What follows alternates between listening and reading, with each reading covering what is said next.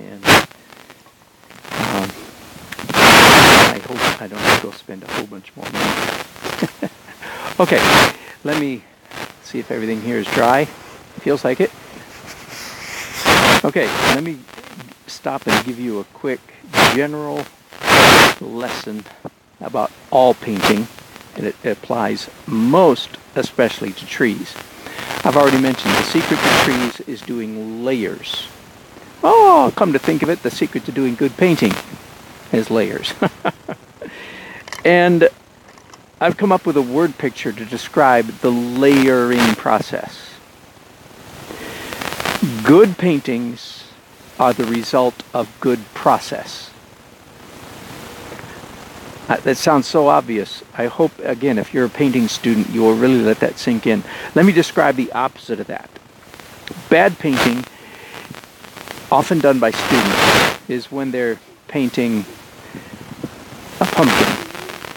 Let's just say they're doing a still life painting of a pumpkin sitting on the grass.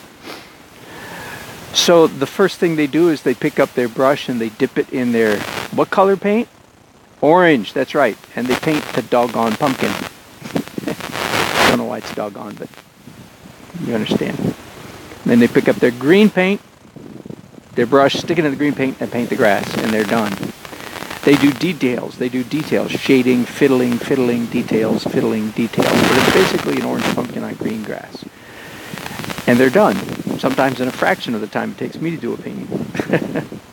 That's not good process. Good process is layer 1, whatever that may be, layer 2, 3, 4, 5, 6, 7, 8, 9, 10, 11, 12, 13, 14, 15. I'm thinking my paintings on average, you don't have to be like me, but on average they're about 15 stages or layers of paint. 15. Now, so what do you do for all those 15? Let me give you a word picture. Again, some of you, if you've been with me for a while, you've heard this. I compare it to a dance, a good dance. A good dance has different steps. I'm not a good dancer, so I'm not going to try to model it for you. But a good dance has this step, then this one, then this one, then this one. And they're not all the same step. Here's what I mean. If a bad dance has the same step over and over, I can do this. For instance, here's a very bad dance. It's called mosh pit on one foot. It's called right foot, right foot, right foot, right, right, right, right. That's a bad dance, right? I can make it slightly better by going right foot, right, left, a lot like walking. I can make it slightly better than that by going right, left, right, left, right. That's a waltz. Dun, dun, dun, dun, dun, dun, dun. Right, left, and so on and so forth. But it's still very bad dancing. If you want to do a good painting, you want a dance and steps. Large steps and small steps. Large marks and small marks. Light marks and dark marks, literal marks, and abstract marks.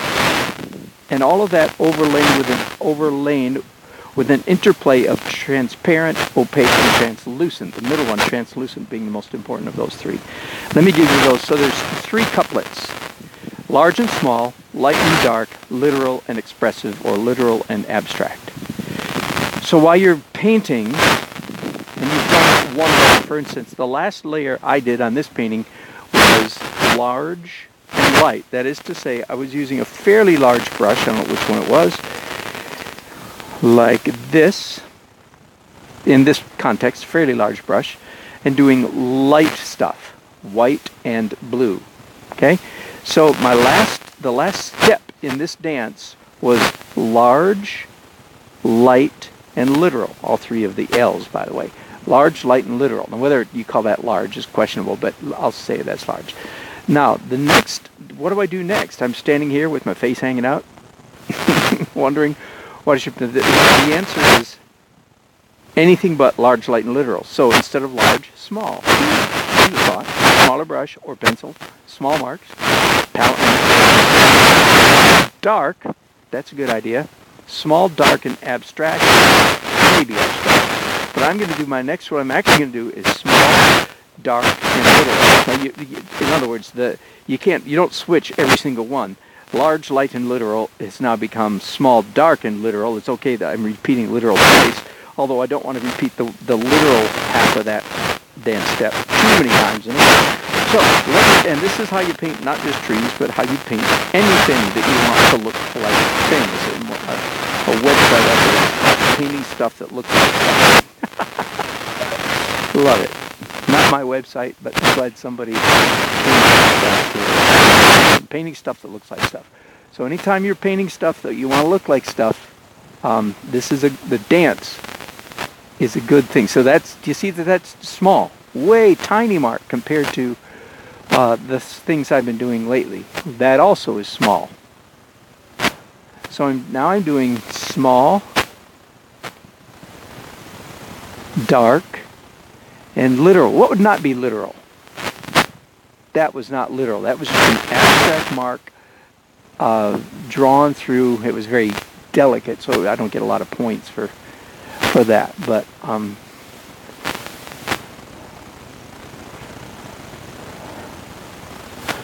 and I'm also demonstrating here the antithesis, the opposite of tongue-painted branches.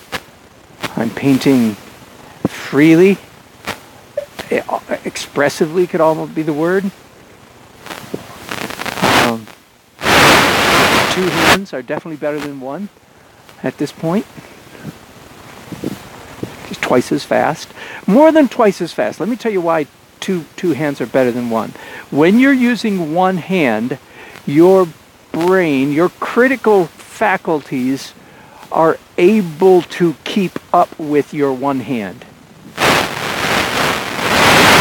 Therefore, you try to carefully this 1 branch.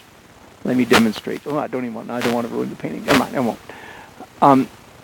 But when you paint with 2 hands, your brain can't quite what your hands are doing, so you paint more freely because keeping up is hopeless. So you paint intuitively instead of stuck in your analytical brain.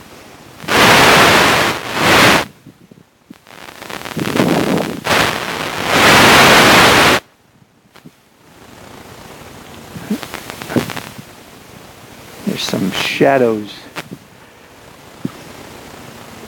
being cast across this tree trunk right now. I want to go ahead and render those.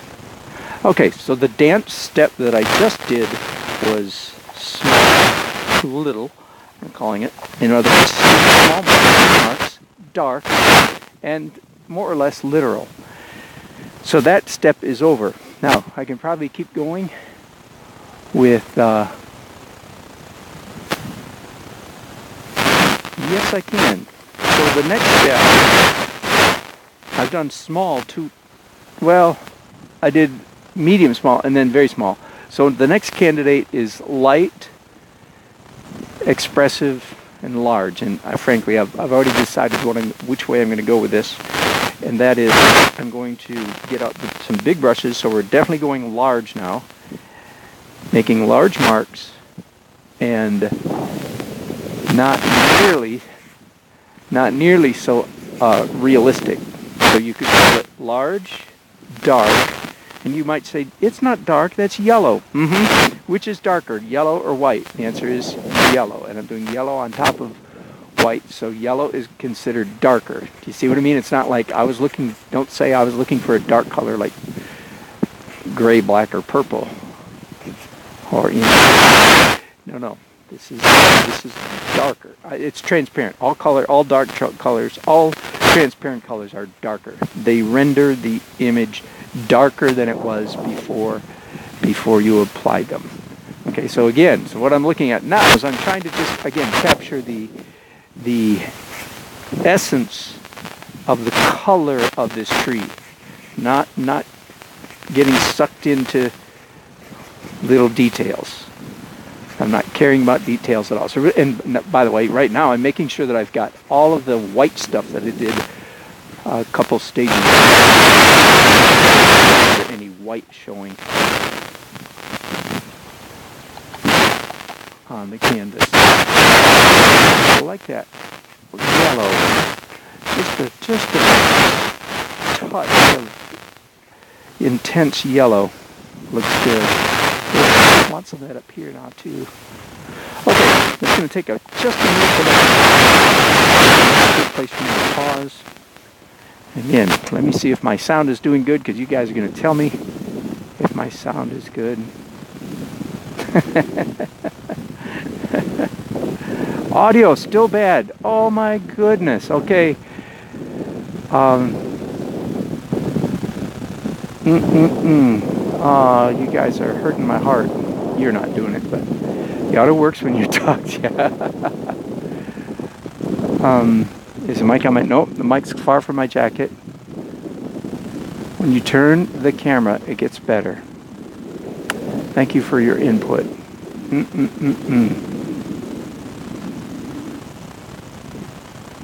Wow. No, the camera should work from 20 or 30 feet, and I'm 2 or 3 feet, so it can't be, it's not the distance.